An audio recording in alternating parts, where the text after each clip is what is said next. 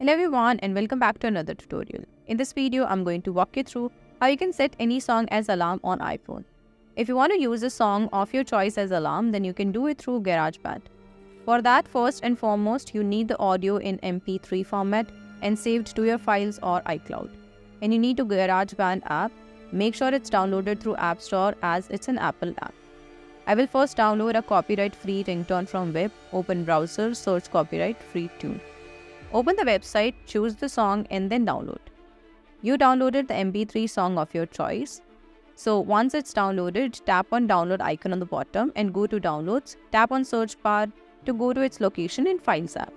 Now the song is saved in Files. Now open the GarageBand app from the options, scroll to the right until you see audio recorder and tap on it. Then tap on 3 bars on top left and tap on the blue instruments icon in center top to turn it off.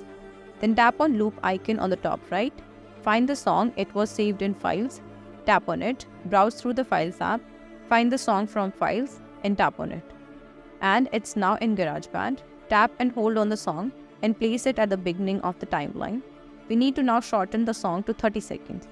Tap on the song, then plus icon on the top right, then section A, and next to manual, set it to 30 and then tap on done on the top right. You can even trim the song if you want. Tap and hold the song from the options, tap on trim and then trim the unwanted part from beginning and drag the right part to the very end to make sure the whole song is selected after trimming. Then drag and place the song to align at the beginning of the timeline. Now tap on small arrow on the top left, then My Songs. Then you will find your song here. Tap and hold on it. Then to rename it, tap on rename from options and rename the file.